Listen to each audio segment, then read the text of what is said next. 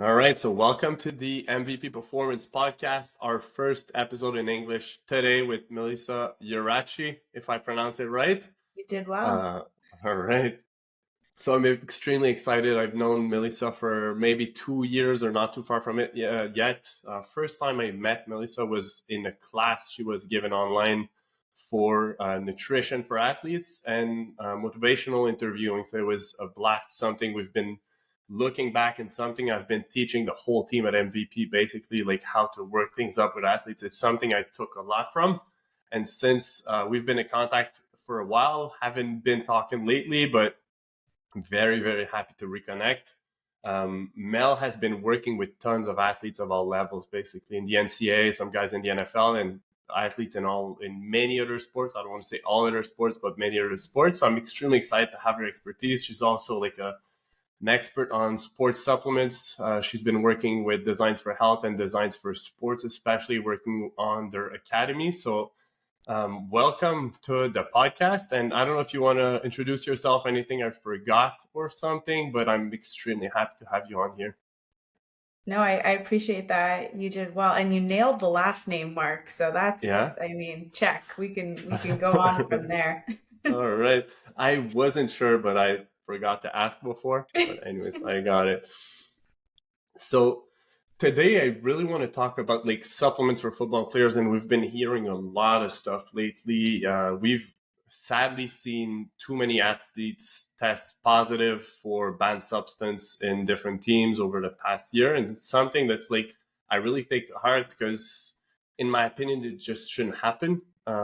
We have a sport that's tested. We have a sport where we have to play on the same level. And then you have guys that do say that it might be because of their supplements and everything. And I don't believe it. If they do, they're probably going out of their way to get some weird supplements from weird, sketchy places. So it's one thing I really want to talk about. And that's why I want to like educate football players on what works, how to choose their supplements and everything, because I've seen too many guys buying some cheap formulas at the local pharmacy, and I'm not going to name any brand, but you probably know what I'm talking about. So first off, let's start right away on like why and how supplements come into play for athletes, for football players, and how to know if you could benefit from them or not. Because we have guys taking like 20 supplements, 20 different things because everything should help, and we have guys not taking anything because they're scared and they don't think it's necessary. So how would you first approach that for football players? Yeah, there's a lot of opinions when it Yeah. comes to supplements. And, like you mentioned, you and I kind of started chatting again after a post that I saw that you did, and I really loved it. And I mean, it was an unfortunate situation, right? You had picked up a supplement and then dove into the quality and possibly some of the ingredients in that product. And it can be very scary in the sports supplement world, and quality can differ.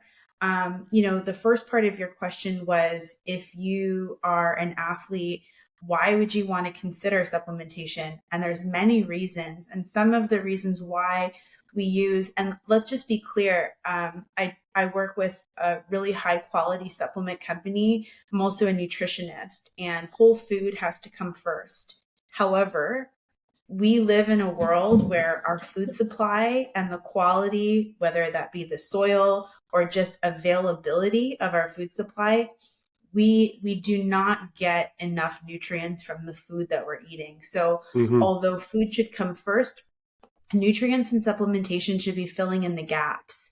Now, if you're an athlete, why is this important to you? Beyond the fact that the food you're eating is just not the highest quality, your energy demands are more than the average person. You're Yeah. expending more energy, and you need to take in this calorie surplus. And that's sometimes difficult. It's difficult because of your busy schedule and travel.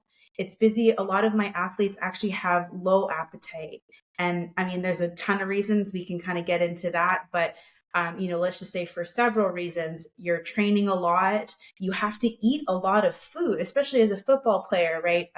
Of all of my athletes that I work with, my football players are the largest, and that's a lot of protein, right? So for all of those reasons, travel, busy schedule, low appetite, low nutrient availability, you should be looking at supplementation to enhance or optimize your performance. Mm-hmm.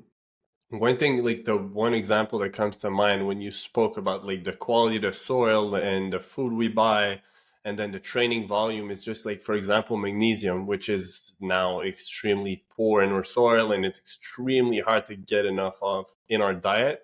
And then football players probably need more and deplete more because of all the stress they put on their body, whether it's from their sports or the mental and psychological stress from school and work and relationships and being like a young adult or being a teenager and all that comes with it. So that's just the first example that comes to mind. But then there's so many other things. So how, for someone who has like a good, so I think we're on the same page in terms of what the diet should look like, in terms of having high protein, good quality food, focusing on whole food, minimizing ultra processed food.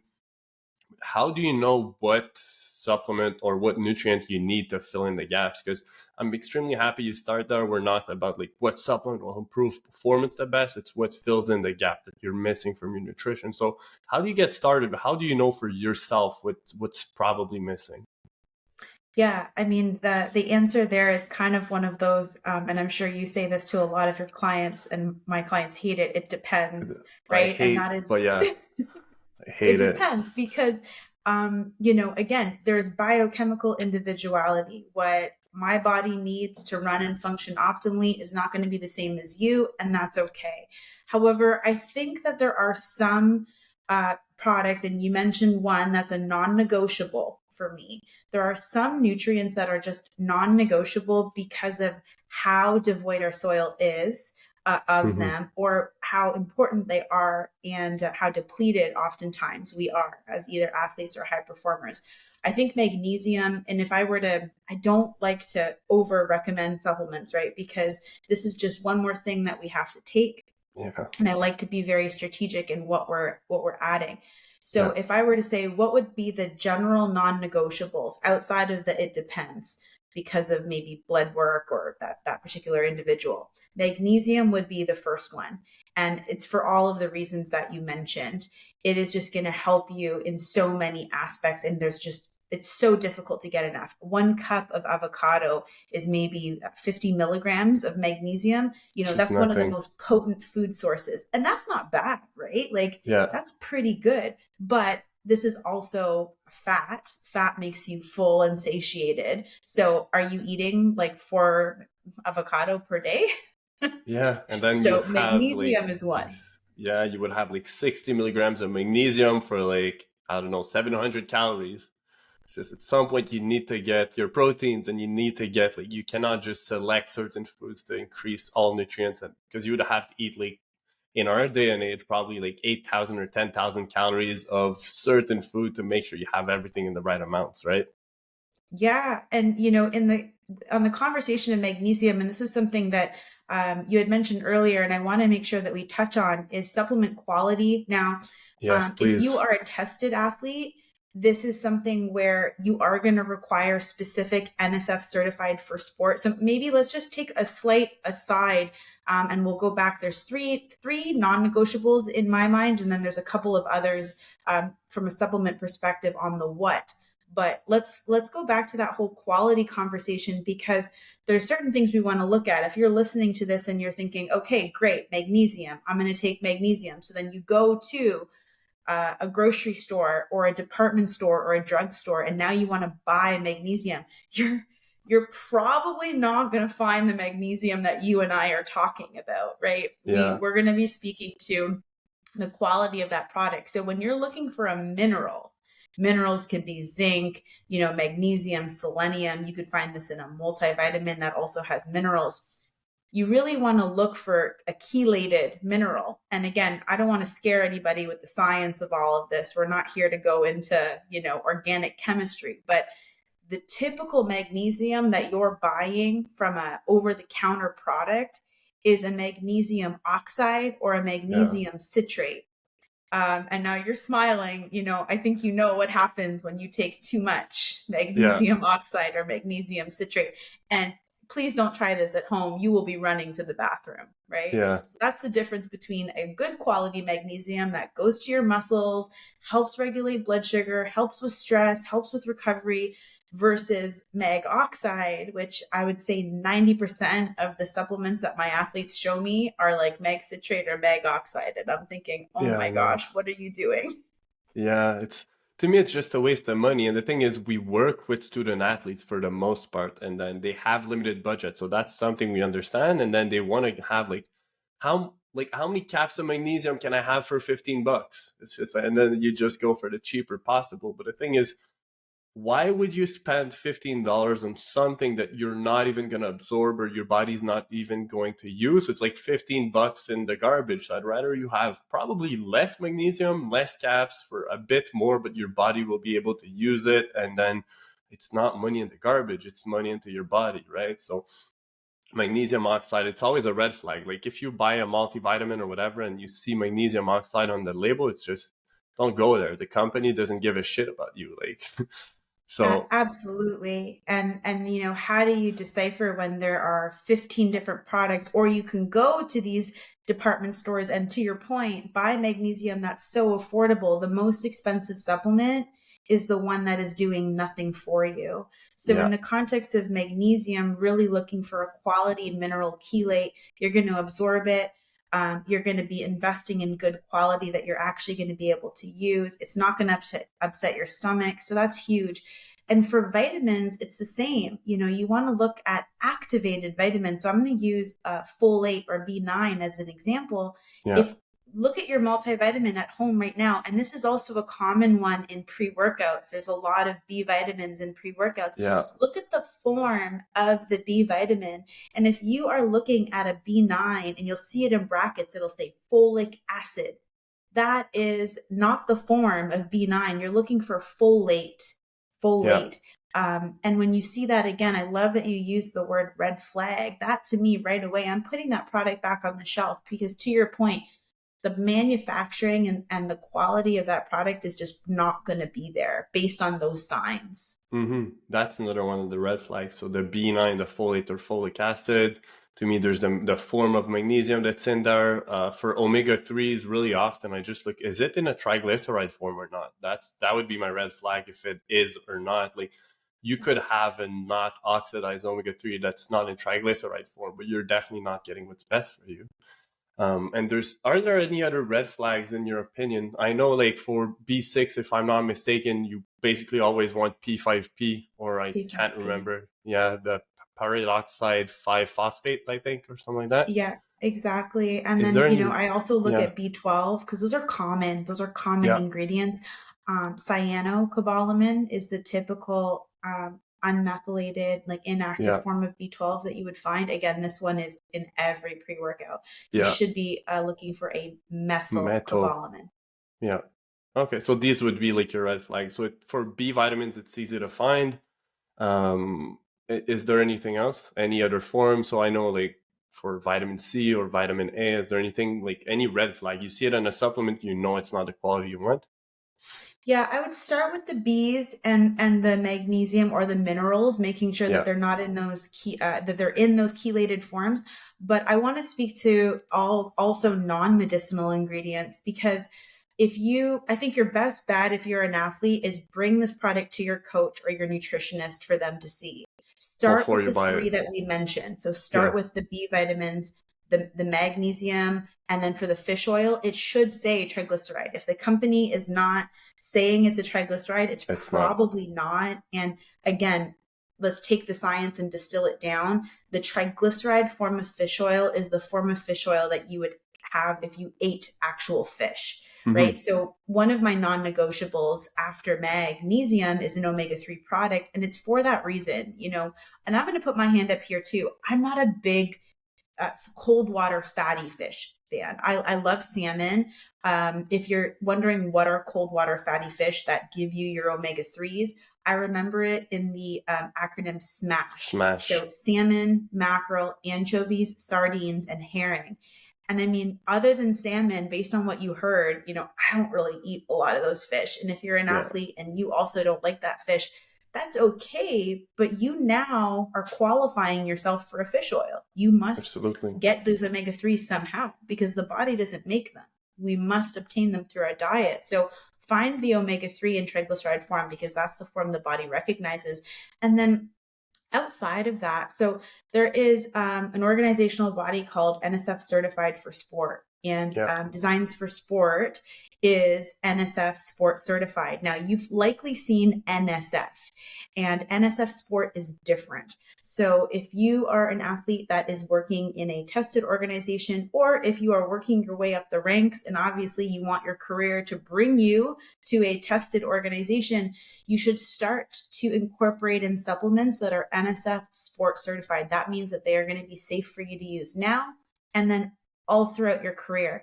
And this certification, you'll find it, it's a little kind of, it can either be a circle or almost like a rectangle with rounded edges. This, and we're going to give you some links on how to actually search for products. This certification covers you for over 290 banned substances that as an athlete you are not able to take in. And just recently, and this is actually really interesting, they added personal care products because we don't just absorb orally, right? If you're using a personal care product, and this is where some athletes, you know, like you said, they pop, they're like, why, how? Oh, maybe it's my supplement. Well, maybe it's your supplement. Maybe it's in the foods you're eating or something that you put on your skin. That's crazy. Yeah. So check, if you are an athlete, check and make sure. I will say NSF Certified for Sport does not mean quality. You can search right now on the NSF Certified for Sport website and find, I'm not going to mention the pre-workout company, but a pre-workout that is sweetened with sucralose, has red 40, a dye that affects you cognitively, is full of those unmethylated B vitamins that do nothing for your body, could be harmful. And that is NSF certified. So just because it's not going to make you pop doesn't mean it's a good product for you. This is where working with a professional and sending the stuff to your coach or your nutritionist that has the knowledge to be able to make those recommendations is really important as an athlete. That's crazy. I didn't even know about that. Because for the skin products and everything, I've heard of different topical creams you could put. So definitely some guys could use it to their advantage. I've heard lately of like guys who use testosterone in cream form. I didn't know that existed, but it's something that's like, so you definitely got to be careful. And I thought that NSF, most of the time when companies pay to be NSF certified, because that's one thing, more often than not, if you go for NSF supplements, they might be a bit more expensive because the certification, it comes with a cost, right? Because they test you, they probably review your formula. I'm not too sure how it works, and they probably have to batch test everything. Could you tell us more about this? Yes. So there are additional fees that are associated with keeping that seal. And that is typically why these products are going to be a few dollars more. But when you're working with a 6-figure contract, what's a few dollars more for your magnesium? Each batch is tested. So not only is there, a fee to use the logo and represent the standards that this certification upholds, but each lot number is tested. So for example, if you are an athlete looking up your specific product, and there will always be a lot number and an expiry number on the product. And then if you're in Canada, you should also be looking for a NPN, a natural product number. It's an 8-digit code that you'll find. What this will allow you to do is you can use that code, you can search that product, make sure that it's safe for you to use. But each lot will be certified with NSF for Sport with that product line. And that ensures, because of course, from batch to batch, there will be variances, right? Some companies make their own products. Some companies, they contract manufacture other companies to make their products. So as an athlete, you want to make sure that you're getting each lot tested. And that is why there is an additional cost to those products. So that's good to know, because again, like with the clientele we work with and the athletes we work with, it's always a question of price and how can I save money? And my goal is to help you save money while getting the quality supplement. It's not just buy the most expensive thing because it's expensive, and because it's expensive, it's good. It's not necessarily how it works. Like I don't want to name any brand, but I've seen so many brands that are really super expensive. They have terrible products. So price is not always a gauge of quality, but it often is. It often is. If it's really cheap, there has to be a reason why it's cheap. Yeah. What would be your third one? So you said in your like 3 essentials or non-negotiables, you had magnesium, omega-3. What's the third one? Yeah. Well, so from a capsule standpoint, it would be vitamin D. However, I think you and I have geeked out on this. Electrolytes are, and salt. Let's just say, Yeah. salt. Again, talking about budget and how to keep it affordable. If I was allowed to squeak in a fourth, I would say magnesium, omega-3 fatty acids, vitamin D, and then, I mean, salt, of course, should be used in food preparation, but Yeah. also to be consumed when you are hydrating both pre, intra, and post performance.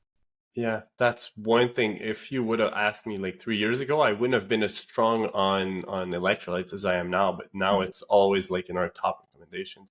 We always work in like top tier, second tier, and third tier when we recommend to athletes to help it work their budget. And first tier is basically the four you said. So I expected, I don't know, I thought there would be something different, but we're on the same page for that.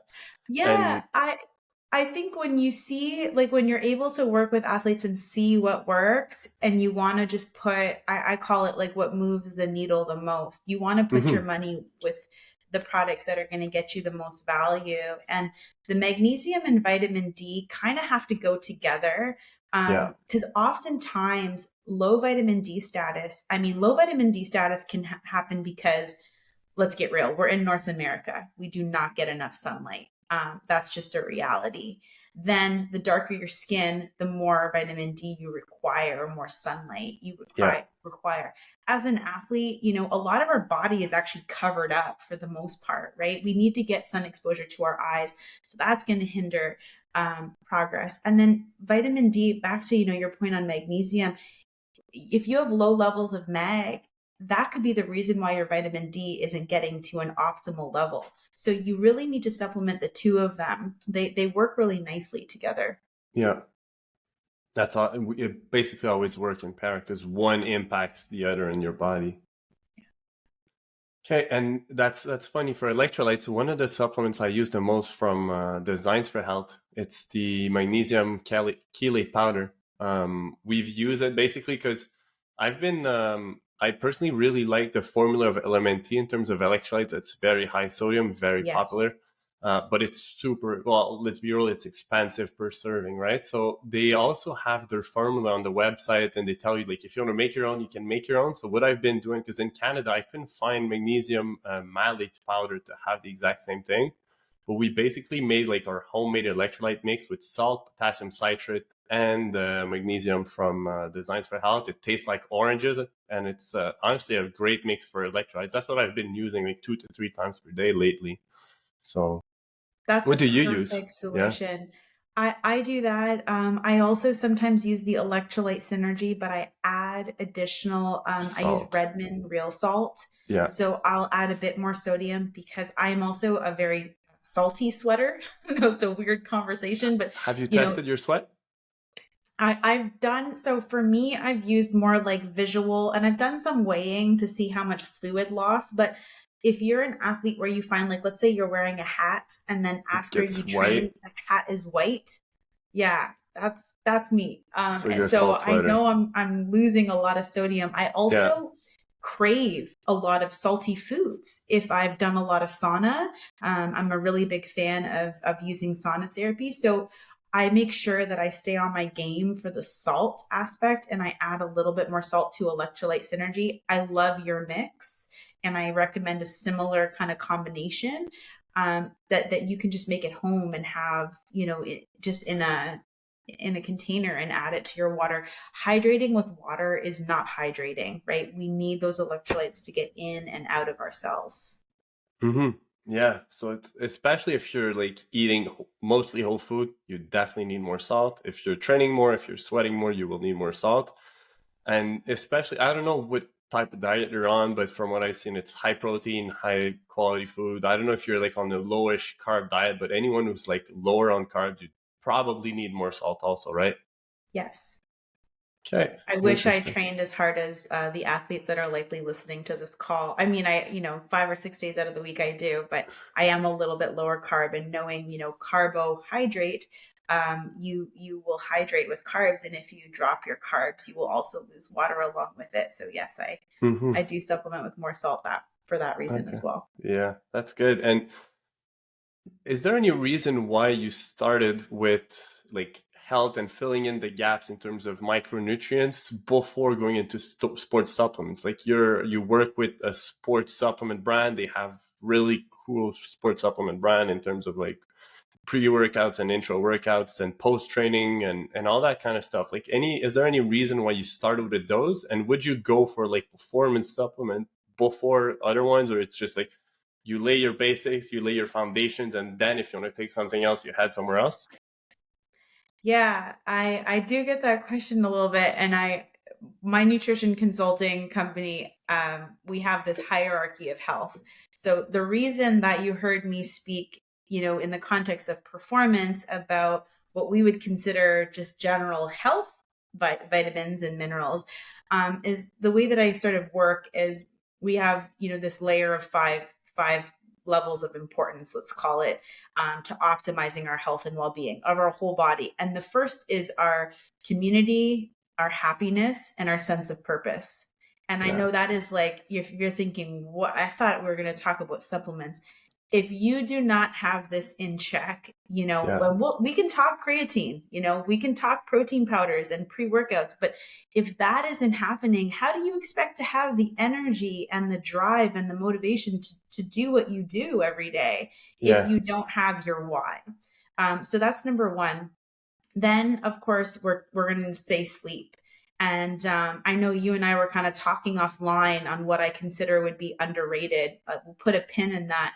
I don't think sleep is prioritized enough for I athletes. know. And I think a lot of these supplements, like before you take a test booster, before you drink a cup of coffee, or have some sort of like a stimulant of any type, you Yeah. need to look at your sleep and take a Yeah. good look at what you're doing wrong there. So it's your why, your purpose, your happiness, sleep, then movement, then nutrition, and finally it's supplements. So that's how we work. That's the Yeah. system that we work in. Once you nail those basics, optimal vitamin D, optimal omega-3, optimal mag, yes, we can start playing and have a lot of fun with sports performance. I love for football in particular because of the high prevalence of concussion and traumatic brain injury. Let's talk about choline. Let's talk about nootropics like GPC liquid, Yeah. I which like it. has strong evidence. And I mean, first of all, it tastes great. It's my coffee, and GPC is my pre-workout. Really? And GPC is a form of choline. Choline comes from eggs and caviar. Again, another nutrient we don't get in our food. Yeah. And it works like a smart drug. So it's a way to stimulate your brain and increase levels of acetylcholine through this sports supplement. So we can definitely dive into that. But again, imagine you're not eating enough dietary fat, or you haven't slept enough. GPC is not your answer. Does that kind of make Well, sense? yeah, absolutely. It's not going to compensate for poor sleep or just you being unhappy and undriven and unmotivated and not wanting to get out of bed in the morning. That's for sure. I've been listening to a lot of Ben Bergeron thing. I don't know if you're familiar with Ben Bergeron. He's No, I'm not. No, you have to read his books. I'm currently reading his second one, and I've been honestly listening nonstop to his podcast lately. It's something you will absolutely love. Okay. Yeah, really into mindset and how like he has his 5 pillars of health, and one of them is connect, and they're like connect your relationships and all of that. So very cool that you say that. I haven't put them in that order, but it makes a lot of sense. So yeah, sleep is definitely also like the foundation. We see too many guys, because the thing is, sleep is hard. Like taking a pill or taking a supplement or whatever, it's Sure. easy, right? It's just spend the money and you take it. But working on your sleep is so hard, and that's why we have to keep hammering it. But it's going to be probably the difference maker. Like I always put it more important than nutrition. In my opinion, it's more because your nutrition is not going to be great if you're always hungry or you don't have Yes. appetite, or if you're always stressed out because you don't sleep enough and your hormones are imbalanced because of you're not sleeping enough. Like, so that's cool. Let's jump into the choline stuff. It's one thing that I use like pre-game. Like basically the stack I recommend would be caffeine for guys who want to take caffeine. I don't think it's like a must or whatever, but I think caffeine can be very interesting in terms of improving performance. There's not many things Absolutely. that have been proven to help as much as caffeine in terms of performance. So we've been recommending this and alpha GPC, either in like the single form of alpha GPC or in a blend with something else.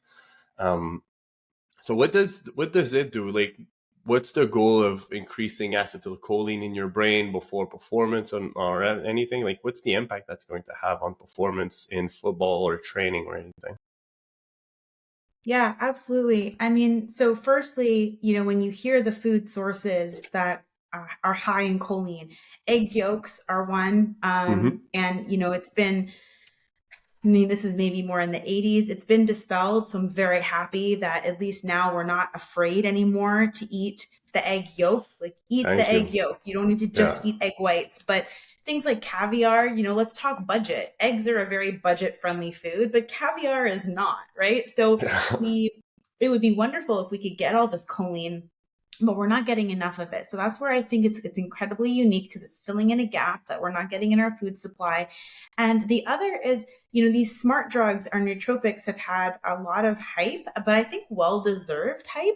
So when you think in the sport of football, there's a lot of obviously physical trauma that your brain is enduring, and you Yeah. want some brain food, things that are going to feed your brain and help with cognitive performance. So when it comes to GPC, again, this is a form of choline, crosses the blood-brain barrier, and will increase levels of acetylcholine, and that is your memory and focus neurotransmitter. But with GPC specifically, it also supports the production of dopamine, which I know you speak a lot about, and I love that we speak a lot of that up to that, because as an athlete, who doesn't want drive?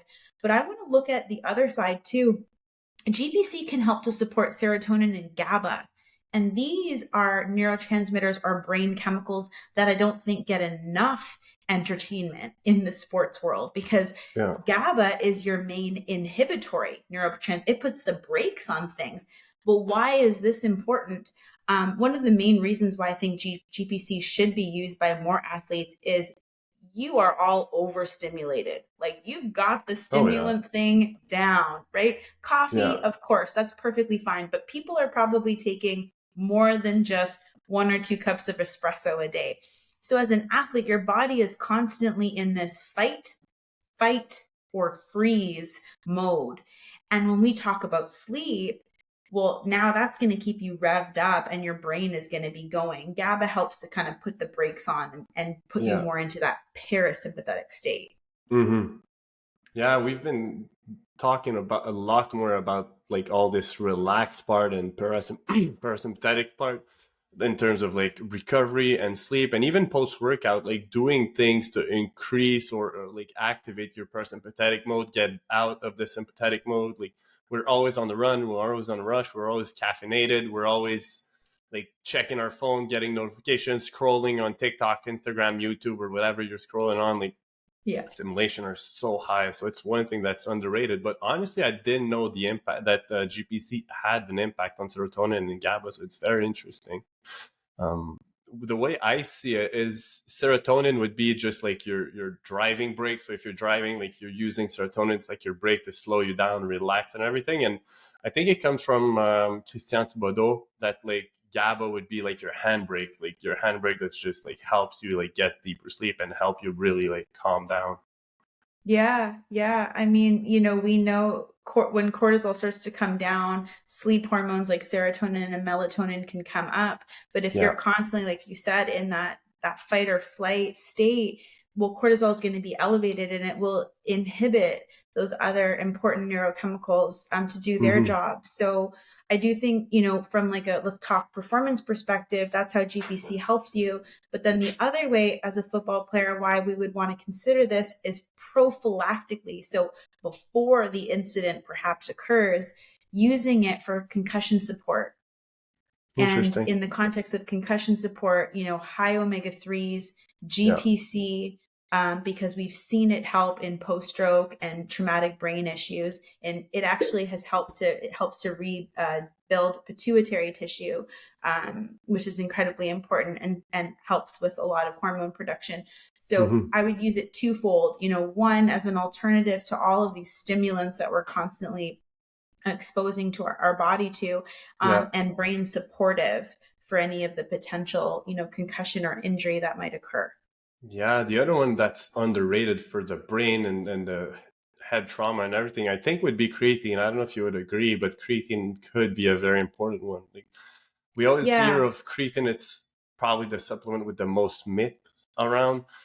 And we all think of like muscle and water retention, right? But to me, creatine is way bigger than that. And in a sport like football, I wish I knew that before. I never took creatine in season. To me, that was my off season thing to get buffed and get big and get strong. Mm. But like right now, all our athletes, we ask them to keep taking creatine in season because every week you will get some sort of head trauma, right? Like you're not getting concussed every week, but not too far from it if you're playing at like a physical position and you're tackling people or getting tackled, or especially the guys on the line, which like basically get like head like hits on the head at every play. It's like these are things that you need to take care of and not just when you're concussed, right? Absolutely. If you look at, coming from the diet, you have to eat about 1/2 of a pound of beef. So a half a pound of beef or red meat is going to give you 2 to 3 grams of creatine. However, as an athlete, you actually require more than that daily. So Mm-hmm. this is again another situation where creatine becomes a non-negotiable because, of course, we want to get creatine through our food. You and I are both big fans of starting the day with red meat. Yeah. It's how I start my day, and it's a great way to produce those neurotransmitters. It also gives you creatine. Mm-hmm. However, again, yeah, like you said, if you're on the line, if you are a larger athlete and you're going to require more, that half a pound of beef isn't going to cut it for you. So Yeah. supplementing some creatine, and yes, the myths of the kidney issues. If you don't have a pre-existing kidney issue, you're fine. Is it a steroid? Absolutely not. It is the most researched sports supplement. Arguably, that and caffeine are Mm-hmm. probably the most researched and safe. It has stood the test of time for many years. Yeah. So if you're considering using creatine, like start yesterday, eat red meat and start adding in some creatine for all of those above mentioned reasons. We know that Yeah. creatine is going to support the mitochondria. We have a ton of mitochondria in our brain, a ton in our heart, a ton in our eyes, right? And then, of course, it's going to help with the muscles, with your muscles, and giving you all of those, benefits of I want to build muscle in the off season. But there's a ton of other health benefits as well, and it does Mm-hmm. qualify for in season use. Okay. And GPC, would you take it? And I'm going back to GPC because we Yeah. haven't really finished that conversation. But like GPC and caffeine, is it something you would take in the morning, something you take before practice, before games, or does it depend? And how would you dose it? Because from experience, most people go with like 600, 900, or 1200 milligrams of GPC. Personally, I feel really good on 1200, like really good on 1200. But Yeah. I have a guy that I coached at like 1200. He felt like he was just too narrow focused, and he was just like, in football you have to just open up and see everything and just not be focused on the task that's right in front of you. So some guys do good on less than that, but how would you recommend supplementing it? Yeah, I think starting at 600 is fine, but I mean, and that would be something I would want to do 600 first thing in the morning, put that in your coffee, take it. I do prefer the liquid to the powder. So put that in your coffee in the morning or your tea, or just take that orally. 1200 milligrams was the studied dose when it comes to just, stimulating acetylcholine, and really that secretion and synthesis of acetylcholine was studied at 1200 milligrams. Mm-hmm. And that is likely why you're experiencing a lot more benefit on that higher dose. And it's completely safe to divide those doses up. So I would probably say, and the other consideration, and something we haven't discussed, I like to do Braverman tests with my athletes. And this is something, it's free online. You can do it yourself. It shows you which neurotransmitters you are perhaps dominant in, and then which you might not be producing enough of. Yeah. For somebody who's taking 1200 milligrams and feeling like too focused, or maybe like a little bit out of it, you might have sufficient amounts of acetylcholine. So maybe you just need 600 because you're good. I'm jealous, but for me, I am with you. And a lot of our day to day, you already touched on that. Ding from your phone, email goes off, TikTok 30-second videos. Our focus and attention spans are becoming increasingly short. Yeah. So I would say, again, this is a depends answer. 600 is a good starting place. 1200 is where we see the most benefit. Also use a Braverman test to figure out whether or not you have adequate amounts of acetylcholine. Interesting. I took the test a few years ago of Braverman, but haven't taken it since. I've been, I really like the Thibodeau neurotyping test, which is different but similar. The thing is, it's not free. So Braverman is cool because it's free. But we haven't been using it much. It's very interesting. We'll have to talk more. Maybe you could teach me more about that. So yeah, that would be very cool. It is a great tool. And yes, I mean, Christian Thibodeau, so smart. I like having free resources that, again, athletes on a budget can use these resources and tools, and it's a way for us to collect data without, spending a lot of money on tests. Is there any performance supplements you would recommend? Are there any? I mean, that's a loaded one. Loaded, so, yeah. Okay, let's say, considering we've covered our basics and we're eating a really tier good 1, 2, and 3. Yeah, those 1, 2, and 3. We're eating a really good diet. The first supplement is not a supplement, but I'm going to say sun. Get up in the morning and get vitamin D naturally from the sun. So I just think it's going to solve so many other downstream problems. So my supplement would be supplementing with sunlight. If you can't do that, and I mean, you and I are both in the same part of the world right now, it is dark outside. I'm a really big fan. This is like a $60 investment. It is the VERILUX Happy Light. And 10,000 lux? Yes. Okay. I have that behind my computer screen up until maybe 3, 4 p.m. in the summer, and then I'll turn it off and I'll start to look at more orange. The reason I recommend sun before a supplement is if you are having problems with sleep, I could talk to you about sleep products, and but it's not going to do what sunlight will do. Start to correct your circadian rhythm naturally. If you suspect that perhaps you have low testosterone, again, expose yourself to some sun before you look at Tribulus and horny goat weed and, all these other products. Yeah. Yeah, that's one thing we're always talking about lately, and people think it's a joke, but we basically named it the CC walk. I don't know if you've seen it on our Instagram, the CC walk thing. It's basically CC walk would stand for like circadian clock or circadian cycle, and it's just like going for a walk first thing in the morning or as soon as the sun is up. So go for like a 10 to 20 minute walk, and we just like termed it the CC walk, and then people ask what it is, and we didn't. I didn't invent the term. I didn't invent it, but I love it. It's one thing we recommend to anyone. Like if you are not sleeping well, if you have a hard time falling asleep, go for a CC walk, and it will probably help. Not maybe solve everything, because there's so many other things you could do to improve your sleep.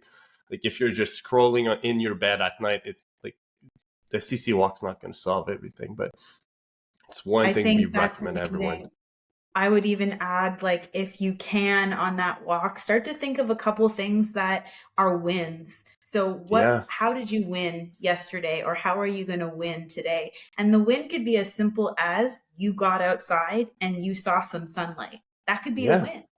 or it could be, whatever, something really big and impactful in your life. But appreciating and gratefulness and gratitude, again, Yeah. it's this like woo woo stuff that works. It's the woo woo Yeah. that actually works. So I would start with that. And then I would say, the other product, to give a product and not, I don't want to give one of those answers. So I'll give Yeah. you an actual product that I think is really valuable, just because I see it being the most, the biggest obstacle with my athletes is they are not eating enough protein.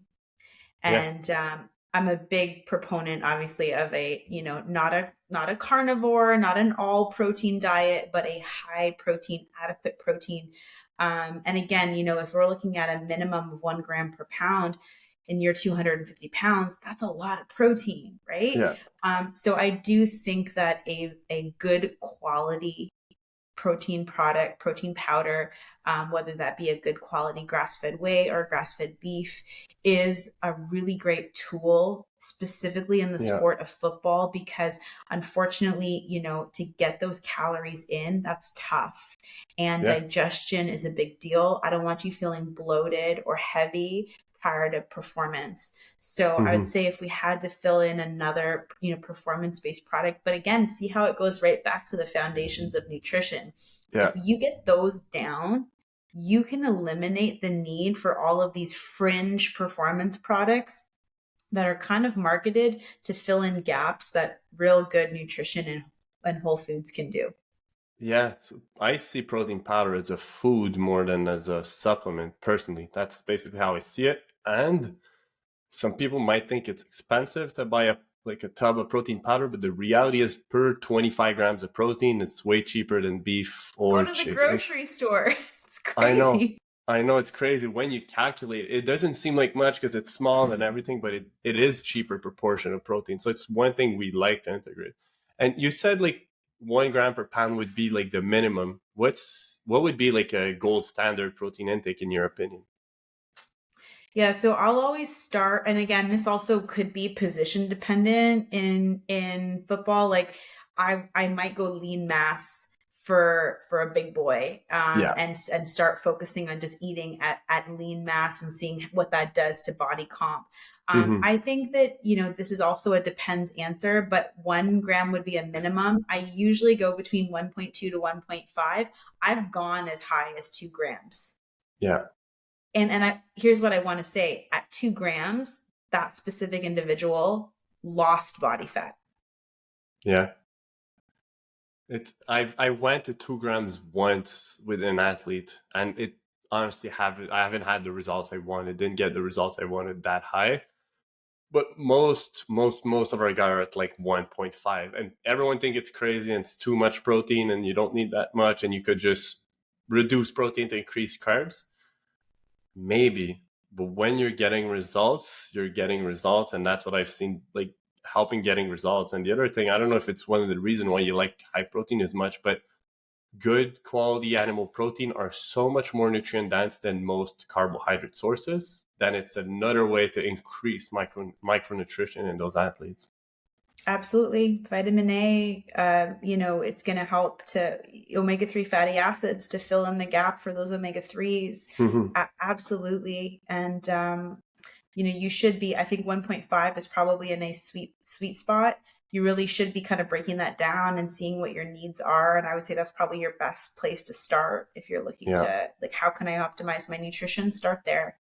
Increase protein. The rest doesn't matter, honestly. If your proteins are not, that's what I've been saying. If your proteins are not on point, you're probably wasting your time trying to figure out the perfect amount of carbs and the perfect timing of carbs, and you're wasting your time. If your proteins are not on point, it's a waste of time.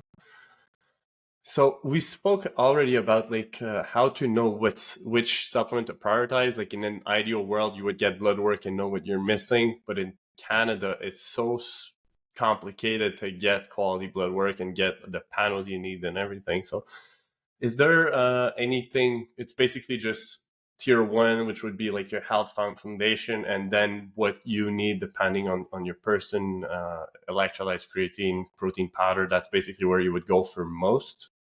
Absolutely. 3 non-negotiables. I would optimize protein. I would use things like creatine GPC from a performance perspective, as well as electrolytes and salt.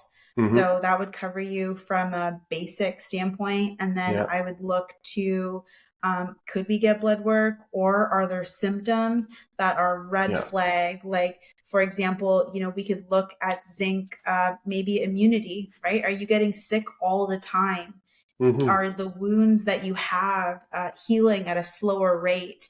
Yeah. Oftentimes with zinc, we also see lines across the fingernails. So to look for other deficiencies, I would look at just other symptoms, and I would do this in a general intake. Yeah. I could look at things like, for thyroid support, for metabolism, perhaps selenium, but I'd use probably like Brazil nuts instead of, Yeah. a selenium product. So once you cover those bases, like you said, you fix honestly like 80 to 90% of your problems by just Yeah. getting those three non-negotiables, eating well, and then possibly adding in some, some hydration support for sure, and maybe some performance products. Then we can do we can work. Oh, is your gut constantly an issue? Yeah. Well, cool. We'll add some glutamine, right? Or we'll add some foods that might help to soothe and support the gut. So that's where it depends, and that's where I think it would be really important to do a full intake and understand specifically, but once we cover those, what we've just mentioned, you're like 80-90% of the way there. You're laughing. Yeah. I like it. Let's keep going. I wanted us to talk about maybe things you thought were good or thought you were helpful before, and from like what you know Yeah. now, you wouldn't think to be as good anymore, or you wouldn't rank as high. Like, is there anything you really change your mind about? Because if you change your mind about something this year, people are probably still thinking what you were thinking before. Yeah, I would say two things. One, not necessarily this year. One, definitely from this year. So I'll start with the one from this year, and that's fasting. Yeah. So I also work with executive high performers, right? So maybe they don't use their physical body, they use their brain, but they still consider themselves high performers. And I think in this high performance biohacking world, fasting was really popularized, especially not eating breakfast. Yeah. And recent research has just shown, there's a really cool report from Cell Report in 2021. Again, you and I can geek about this science, but I'm just going to break it down really simple. Our bodies are primed and require protein in the morning. Now, I'm not saying that you don't need protein all throughout the day. It's important. Divide your protein evenly. Again, especially if you're doing 1.5 grams, that's a lot, right? Divide Yeah. it evenly. However, there is strong evidence and a strong kind of reasoning to make sure that you prioritize that first meal of the day. Yeah. And if you are not hungry in the morning, that could be serotonin. That could be that you're not sleeping well. So this is where like sleep has to come before nutrition. But fasting, I would say, I have not seen it work well for any athlete from a physical standpoint. And Yeah. for many of my high performers, I'm also seeing that long term, it's not working very well. So fasting. And then the other is the use of BCAAs. Yeah. Yeah. So BCAAs alone, and there's a really cool, I'll send you the link. There's a really cool paper that kind of highlights this. It's from 2017, but alone BCAAs, leucine, isoleucine, and valine have no research that they help and support the muscle recovery and rebuilding and all the things it says on the container. You really should be using, if you want to use an amino acid product, use an essential amino acid product that has all 9. Yeah. Because even just taking leucine alone, maybe if you're a plant-based eater, Yeah. but if obviously I don't think we're talking about that situation. If you are and you're listening to this, maybe some BCAAs could help, but in combination with your plant-based meal. But if you eat meat, use essential amino acids. There's this funny meme where there's a guy in a swimming pool and it's raining Yeah. and he's drinking water, and it says like, that's what it's like using BCAAs. Yeah. And it's kind of true. Yeah, I wish I knew that before. There was a point when I was in CEGEP, maybe like 10 years ago, actually. I was drinking 40 grams of BCAAs per day. So between every meal, I was like BCA pulsing to make sure my amino acids stay high, and I'm always like in a anabolic Anabolic, state. always. Yeah, I know. I wish it's so super. It was so super expensive, like 40 grams a day. It's a lot of BCAAs, and that was creating a hole in the budget. But what I wouldn't do for like getting jacked, right? So yeah, that's one thing that definitely also changed my mind. I was so these would be the two things you change your mind Yeah. about. Yeah. Would you, just curious, would you recommend like fasting more at night? Just because we like the popular thing was like 12 noon to 8 or like 1 to 9 or whatever. Like, would fasting the opposite way, like having breakfast and just having your last meal really early make sense, or not necessarily? Again, in like an athletic context where you need to eat like 4,000 calories and 1.5 grams of protein per kilo, like you're not going to make it in 2 or 3 meals unless, or you're just going to like disrupt your digestive system. But would it make more sense for some people who are able to fit in the food earlier? Would there be benefits to that in your opinion?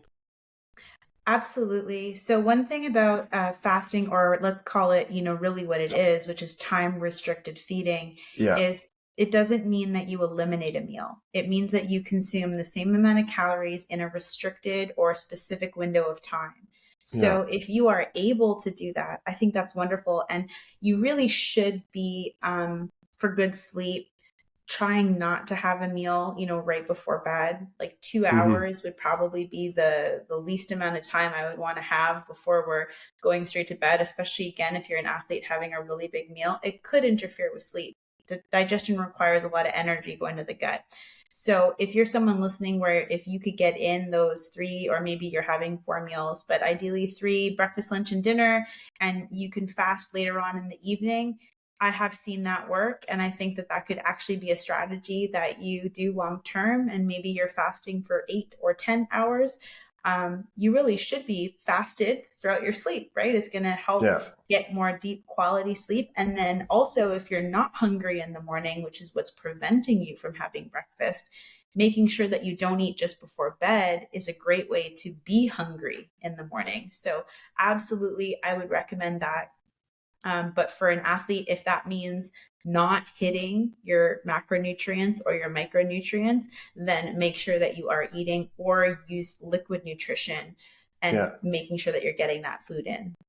Yeah, that's one thing we've been trying to do lately is if you can eat in a 12-hour window, to me it makes a lot of sense to just like 7 to 7. So you're not eating too close to bedtime. You have time to go for a walk to hydrate before you eat in the morning. If it's not possible because of schedule and late practices and everything, could a 14-hour window work? Like can we make it work? But it's one thing we've been doing. And you talked about protein in the morning. That's one thing we've been saying also. It's just like, is there any way you can get like 100 grams of like in your case it would be a lot because you definitely are lighter, so 100 grams of protein would be like a lot compared to what it is for, let's say, like someone like me. But we like to have guys trying to hit 100 grams of protein before noon, so like 2 high protein meals before noon. It's one thing that we've seen getting really good results, and apparently you could get more and better anabolic response for more protein early in the day. So that's it's something I learned in the past year, honestly, but it makes a lot of sense. And we've been trying to push that a lot. Do you, let's just get to like the last thing I wanted us to talk about. Is there anything that's like, in your opinion, either really underrated or under the radar in terms of what's useful now, or what you think it could just be speculation of what's coming in terms of sports supplements and everything? Like, what's the next big thing that we really want to know about? Is it not so much under the radar anymore, but is it like ashwagandha and tonkat ali and all those things? Or is there anything coming up that are going to be very interesting and useful? Based on what I've seen, I think we're going to see a lot more personalized nutrition, and we're going to see a lot more work going into, individualizing needs, because I think that's really the underrated aspect. We live in a world where we have access to so much information, and of course, as much as some of this information is great, good quality, good research, it is in a general group So understanding what works for you isn't what works for most. So I do think that that's probably the direction that we're going in. I think we're seeing that more sports teams, professional, collegiate, are spending money for nutritionists, for registered dietitians, for better quality supplements, because they're understanding that it's a large part of performance.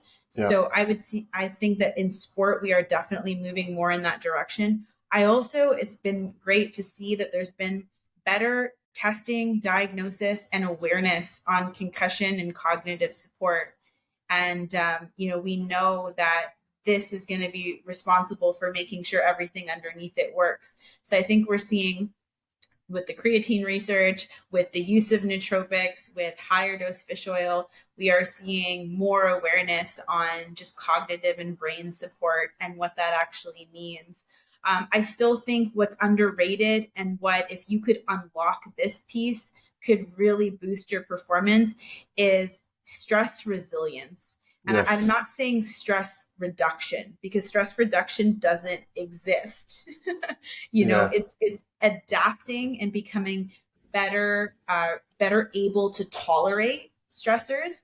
That is where I think the next step is. And understanding that as an athlete, like you said, you're an athlete, you're a partner, you're maybe a son, a student, you're all of these roles. So what's underrated and what I think most athletes could hugely benefit from is your morning routine and your evening routine, allocating time to addressing that.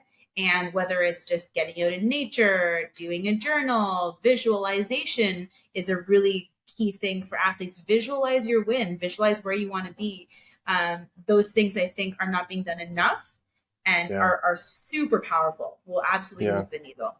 It's just not the sexy stuff to say like out loud, oh, I'm grateful for being alive today and things like that. So yeah, absolutely. And would you think that things like cold showers and like breath work, like the Wim Hof thing or any type of breath work could be interesting to help you become more resilient to stress, or not really? Because we've been hearing that a lot.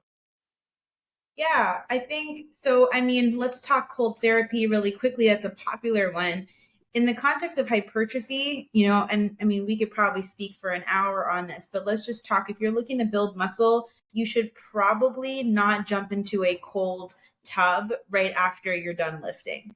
We know that it can blunt that response. So use cold showers. There's also a difference between you're in season and you are just trying to get through the season and you are using that cold to just get some inflammation down. Obviously, in season, we're not here trying to make many muscle gains. We're trying to keep you healthy and injury free so that you can continue to play your sport. So that could be good use for cold shower. Use cold showers. There's a ton of physical benefits, but let's talk about the plain fact that you're sitting in an uncomfortable situation, water, and you're being still. And that is very powerful. So using cold water exposure or cold showers for that reason, amazing. You should do hard things, do things that make you uncomfortable. Breath work, I really love just simple extended exhalation breathing. So what this does is helps to stimulate more of that parasympathetic response. It's very easy. You inhale ideally through your nose, and you would want to inhale nice and slowly, filling up your lungs, filling up your belly for, call it maybe 4 or 5 seconds. You want to exhale double the duration of your inhale. So if you inhaled for 5 seconds, you're exhaling for 10. And I have clients just set a timer for 2 minutes. So you're not thinking, oh my gosh, how long have I been here? I wonder if someone called me. What time is it? Just focus on that 2 minutes. Do the extended exhalation breathing, ideally before bed. And that's a great way to just turn off that running mind or a restless mind.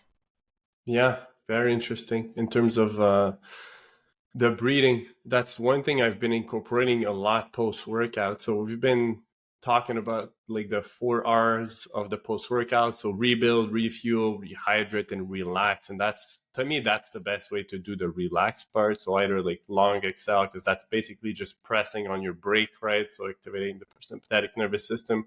So that's very interesting, very very interesting to use those things. And the other thing I would just wanted to mention, if you're doing like cold showers or cold baths, and you're just like screaming and yelling and like you're not doing it right, you need to find a way to relax. And if you can't relax, get out. You're just, to me, wasting time and energy in there. Yeah, then it's not for you. Then find something different that works for you. And that's the thing with recovery or this practice. I call it more of the morning routine or evening routine, but it could also be a post-workout routine. You have to find what works for you.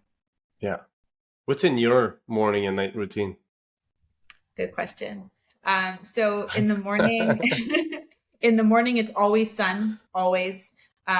It's me getting up. I will always start my day with electrolytes and salt before coffee, but I love coffee. So that's hard for me, but I always do that. Water, electrolytes, and salt. I'll make my coffee. I am always eating within the first hour of me waking up. So I will sometimes start with some movement. Maybe I'll roll out my the underside of my feet with a lacrosse ball, or I have this acupressure mat that I'll step on, and it just helps to light up my brain. You like it? I wanted to buy one, but I wasn't sure if it was worth it. I do really like it. I will either sit on it when I'm in the car for a long period of time, or I'll use it at my desk. And especially later in the afternoon when I'm trying to cut off caffeine, if I need something to just get my brain firing a little bit better, GPC liquid and stepping on that mat a little bit with bare feet. Really? And I find that really helps to get my nervous system firing. Then I'll have breakfast, which is always the same: beef and berries, always. That's it? And then I go out for a walk. Okay. It's similar, different order and thing, but similar to mine. I started the cold shower when I wake up. I really hate it, but it's one thing that it makes me feel good. And then I hydrate and go for a walk, and then I'll come back and read and eat. Just, it's time consuming. Let's be honest. Like, it takes a lot of time in the morning. I'm thinking of maybe changing my routine, and I'm trying to delay caffeine for like 90 to 120 minutes. I'm feeling fine without it, so I'd like to delay it and then have like first cup around 9 or 10 and second cup around 11 or so. So that just like helps me feel good, but it's a struggle. All right. And nighttime, what would you recommend? It's tough. The nighttime routine to me is the toughest one to get in. It's just like you're always like tired, lazy, you don't feel like making decisions. So that's why maybe it should be a routine so you don't have to think of it. But what do you do in terms of night routine? What works for you? Yeah, I think what works the best and what I recommend first is we set an alarm to wake up in the morning. Why are we not setting an alarm to go to sleep? So I have a time where my phone turns off. So, and I can actually send you a link in the notes if you're looking to do this. My phone goes red. I don't dim my screen. My phone goes red when the sun goes down. And like if you're dimming your screen, you're just lowering the amount of blue. You're not removing the blue. So that's the first thing that happens. And I think that's a big one. Then it does it on its own? I have the timer that turns it on sleep mode, but I manually have to press a button to turn it on red. Yeah, you showed me how with the shortcut. Yeah, I've been doing that and teaching it to a lot of guys too. Use that shortcut. Yeah. And it's so great. And if you have an Android, they have night mode. The steps are for iPhone, but you can do a similar process for Android. So that's the first thing. My phone goes on sleep, and I'm avoiding as best I can. I mean, of course, I work with clients that are in different time zones. Sometimes that's not realistic, right? And I talk to clients about what is ideal and what is realistic. Ideal would be you don't touch your phone. But realistic is that you probably might. So at least look at your phone on red versus full blue. So that's the first thing that I do. I like using hot showers at night. So cold during the day, hot at night, because it'll start to lower your core body temperature. So I'll do a hot shower. And then for me, I really like journaling. I have a very busy mind, and oftentimes I find that I feel overwhelmed when I don't reflect back on my day. So one of the big things that I do is I call it the G3, the Grateful 3. And I'm writing down 3 things that, and again, something as small as I sat and had a cup of coffee on my balcony and it was awesome. Or it could be I was able to work with this amazing athlete, and we got amazing results, big or small. I celebrate my wins, and then I also save the evening time for hip stretches. So hip Okay. cars, hip mobility. My hips are just a mess because I sit a lot because of my job. So I'll always do 10 minutes. If you're thinking of this and you talked about it with your morning routine, condense things down, and you're better to do one grateful and 2 minutes of stretching than nothing at all. If you can be consistent, start, and that's a great tip for habit and behavior change. Start with small. Something that is so easy, you can't say no. Yeah. Like read one page if you want to start reading. Like you don't have to read for an hour. Read one page. I like it. I forgot something in my morning routine. I have to say, I read the Daily Stoic. I read one passage from the Daily Stoic, whatever day it happens to be. And that is massive for my mindset. So I wanted to get it. Good. Yeah. Okay. I might head on to that too. It's one thing I've been wanting to do for a bit, and then I just forgot about it. So I might just pass the order on Amazon today. Such a great way to start the day. Yeah. Cool. All right. So I think that's it for today. You'll have to come back on the podcast. That's for sure. It was really a great one. If you could just make sure we have the links to put in the show notes. So for even where to meet you, if to reach you, if they have any more questions for the red light, for the daily stuff. Anyways, we'll put in tons of things there, and I want to get the link from your acupuncture mat. I've been overthinking it and just having like analysis paralysis, just which one is good, which one is not. Probably all the same thing, but honestly, I'm just wanting recommendations. So thank you so much for your time. It was a blast, and I'm pretty sure everyone would like it. So thank you. Thank you everyone for listening, and have a great day. Ciao.